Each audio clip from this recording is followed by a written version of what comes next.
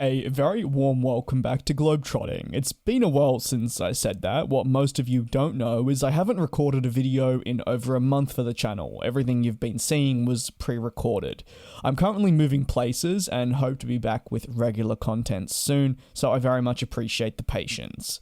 Today, however, let's take a look at South African Airways and the problem that the airline has. It's an intriguing one that does take some reading between the lines, but once that's done, you can really understand the situation they're in. South African Airways has been a mainstay in the South African aviation sector for some time. Even though they disappeared a couple of years ago, they're a very important part. All that being said, and while they are a mainstay, it's not been plain sailing. In fact, the airline has experienced many hardships throughout the years, with financial troubles being at the forefront. Financial troubles that have on numerous occasions questioned the sustainability of the airline for the long term, and whether or not it would be better off just starting afresh. Each time, though, the airline has found ways to navigate these problems and remain a carrier that has had somewhat of a future.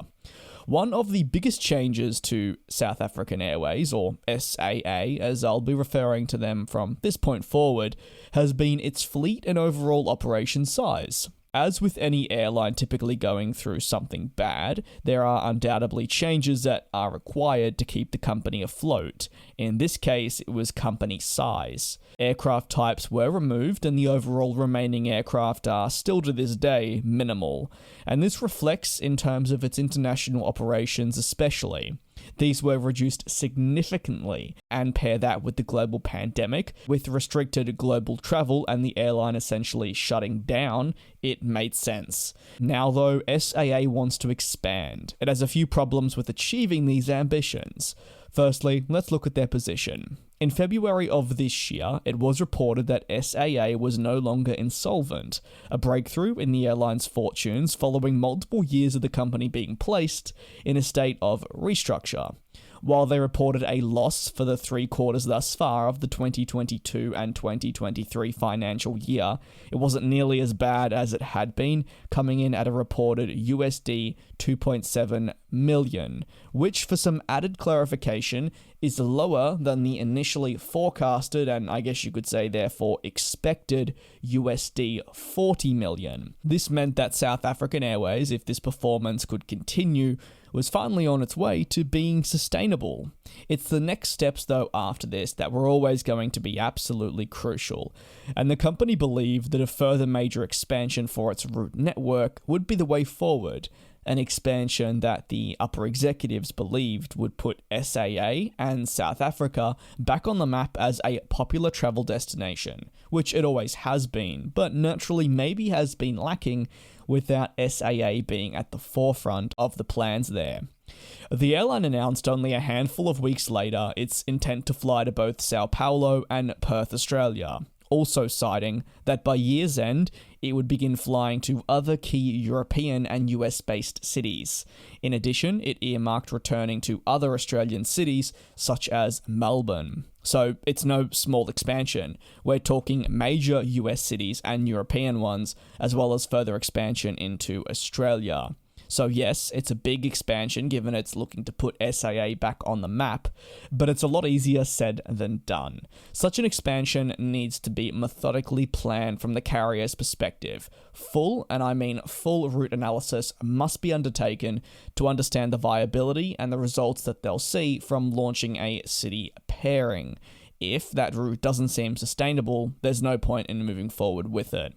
Given the turbulent decade also experienced at the airline, any wrong move could be disastrous to the carrier's long-term place in the industry. And after devoting so much time trying to turn around the business, it would be an unfortunate turn of events. One thing the airline doesn't have is the luxury of starting up a route and seeing it underperform for a certain amount of time before it eventually performs.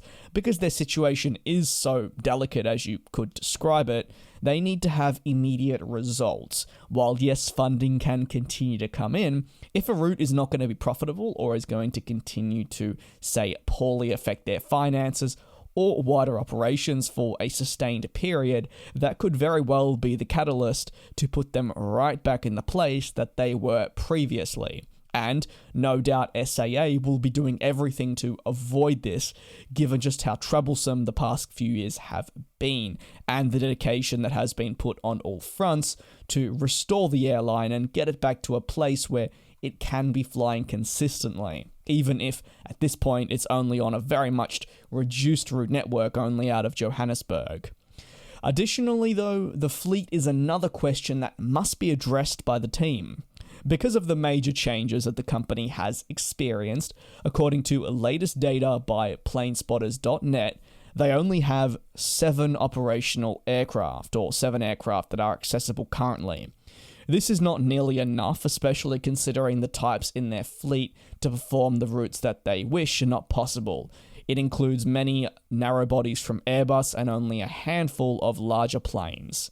What is worth mentioning is South African Airways did previously have the Airbus A350 at its disposal, but the time in which they actually had it with them was not very long, and that's why many people may not recall that it was a part of the airline's plans. Given the state of the airline in recent years, its shutdown and major restructure, they were unable to retain them and they were put to the side. Current plans indicate that the airline is looking to return these planes to flying globally, and they'll make up a fundamental part of South African Airways' wider return to the industry. While a host of cities have yes been targeted, we don't have exact specifics just yet, and especially in terms of their forecast for, say, the month of starting. As noted on many aviation forums and even just travel forums, many people will believe it only when they see that South African Airways tail at the respective city. This is because, given the fractured nature of the company, while city pairings can be thrown out there, actually beginning these services are far easier said than done. These connections are, yes, required, but it's a matter of more formalities. The only way these routes, say, could be accelerated in launching is if there was some form of incentive on both parties' ends to speed up the process, whether this be through arrangements with the local government, funding, or something else. But that isn't always a guarantee, and for an airline like SAA, they shouldn't rely on this to speed up the process. It'll be a long one. As mentioned for South African Airways, a fleet network plan is absolutely fantastic, and it's great that they are ambitious, but there are still many roadblocks for the airline that has been through so much before they can totally confirm their return to the global stage. Finally, sometimes a grand plan of expansion, while having such a delicate business, isn't always the best move forward. What are your thoughts though? We'd love to hear from you down below in the comments.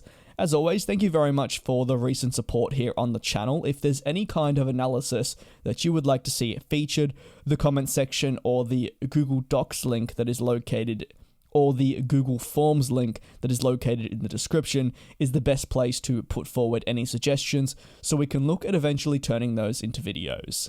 Take care, be safe, like we mentioned, leave your thoughts below, and we'll see you next time, right here on GlobeTrotting.